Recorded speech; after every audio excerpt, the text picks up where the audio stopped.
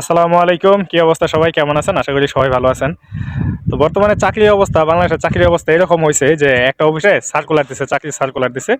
তো ওইখানে দুইটা লোক গেছে ইন্টারভিউ দেওয়ার জন্য, একটা ছেলে গেছে, একটা মেয়ে গেছে। তো প্রথমেই ছেলেরে ডাকছে, ছেলে ডাকার পরে জিজ্ঞেস করতেছে শিক্ষাগত যোগ্যতা কিরকম। তো যদি উনি সিভি জমা দিছে, তারপরেও তিনি বলতেছে যে আমি মাস্টার্স কমপ্লিট। ওকে, নো প্রবলেম, মাস্টার্স কমপ্লিট, কোনো সমস্যা নাই। তো আপনার ফ্যামিলি ব্যাকগ্রাউন্ড কি? তো ফ্যামিলি ব্যাকগ্রাউন্ডের কথা যখন জিজ্ঞেস করছে, তো বলছে যে আমি মধ্যবিত্ত পরিবারের সন্তান। ওকে, সমস্যা নাই। তো বলতেছে যে জানি নাই তো এই চাকরিটা অনেক ভালো চাকরি, অনেক খুব হাই স্যালারি।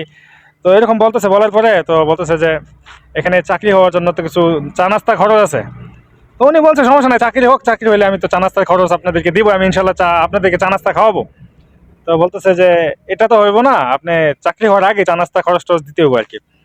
তো বলছে সমস্যা নাই, আপনারা 2-3 জন আছেন, তো আপনাদেরকে চা নাস্তা খরচ আমি দিচ্ছি, সমস্যা নাই। তো চা নাস্তা খরচ আর কত, 500 টাকা বাকি দিচ্ছে যে আপনারা, ঠিক আছে আমার চাকরি হোক, আপনারা এই 500 টাকা নিয়ে চা নাস্তা খায়েন। তখন এক লোক বলতেছে, ওই মিয়া, গত সপ্তাহে এক লোক আসে ইন্টারভিউ দেওয়ার জন্য, 10 লাখ টাকা হাতে আমার চা নাস্তা খরচ, আর আপনি আমার 500 টাকা দেন। তো এরকম রাগ হইয়া দিছে বাইর কইরা। তো বাইর করেছে, চাকরি হয় নাই, ছেলে চাকরি হয় নাই।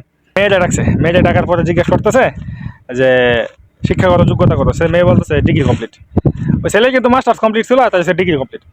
তো ওকে, সমস্যা নেই, ফ্যামিলি ব্যাকগ্রাউন্ড, হ্যাঁ ফ্যামিলি ব্যাকগ্রাউন্ড খুব ভালো, হাই কোয়ালিটি ফ্যামিলি একদম বলতেছে। তো বলতেছে যে হ্যাঁ আপনার চাকরি হয়ে যাবে ইনশাল্লাহ, কোনো ব্যাপার না। তো বলতেছে আপনি কোথায় থাকেন, টাকা থাকে, কার সাথে থাকেন? আমি একাই ফ্ল্যাটে থাকি। ঠিক আছে, আমি একা একটা ফ্ল্যাটে থাকি, কোনো সমস্যা নেই। তো আরেক লোক সাথে সাথে বলতে থাকে আপনার চাকরি কনফার্ম।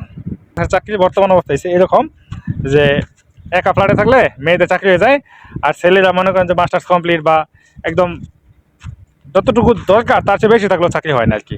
বর্তমানে চাকরির অবস্থা হয়েছে এরকম বাংলাদেশের।